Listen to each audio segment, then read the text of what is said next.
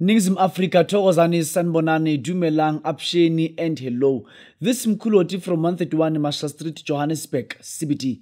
Ilang tholakala khona, ilang isiza abantu khona, ilang yenza khona imisebenzi yami yonke.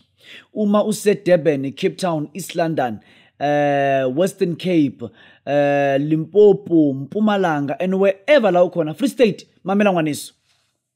Ngithi kuwena uma umuntu nenkinga zeyimali, I want you to order Isiwasho semali power 1. Isiwasho semali power 1 isiwasho ukuthi sikudonsela inhlanhla yemali.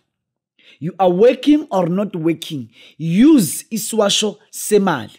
Isiwasho semali uma usebenzisa mntwana mkwatla nkuthu. Isiwasho semali ugeza ngaso ufutha ngaso.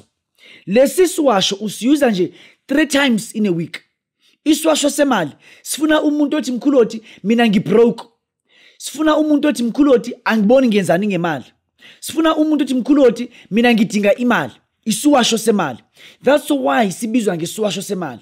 Yingoba sisebenza ngesimo semali sokulungisa impilo yomuntu yemali. Batla ngikutho ngwaneso. Isiwasho semali uma usebenzisa ufutha ngaso, what you do, it's either you put ihani noma impepho between the two.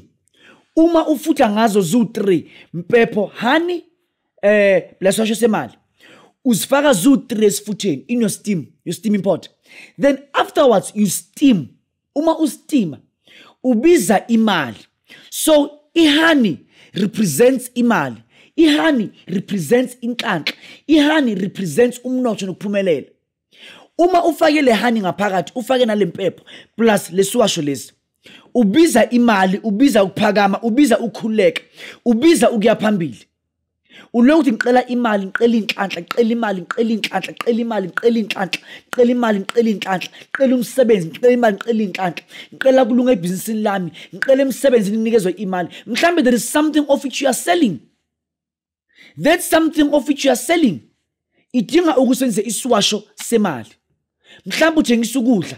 Mhlambe uthengisa ukudla uthengisa ukudla unebhizinisi ethaveni, mhlambe awusebenzi noma, but uma usebenzisa isiwasho semali there will be a way ezodonsa imali ukuthi ize kuwe.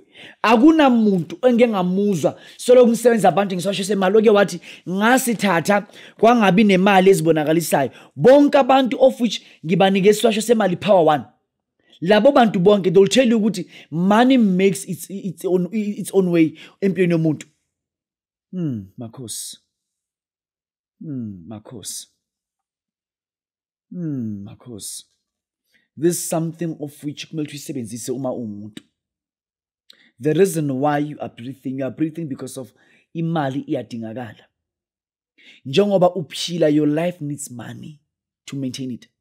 You can never say when you are phila but awudingi imali. Utle motho a re yena ha rate tšhelete. Ha o rate tšhelete o ratang, o rata banna kapa o rata basadi kapa o rata bofebe. Uthandani?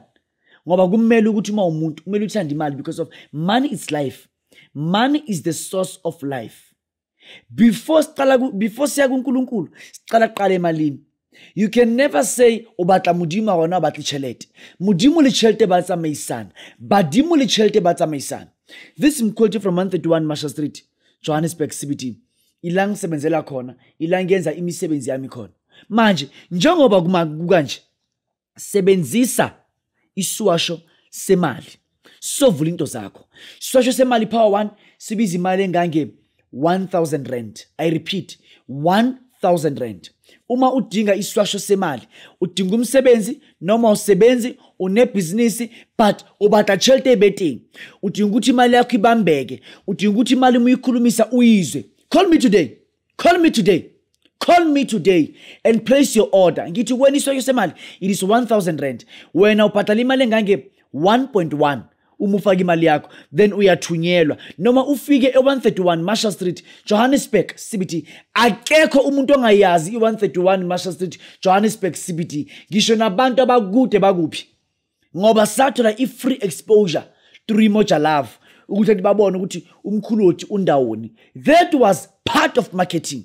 Nyanga yompedi umkhuloti from 131 Marshall Street Johannesburg CBD. May peace be upon you all. Siyabonga.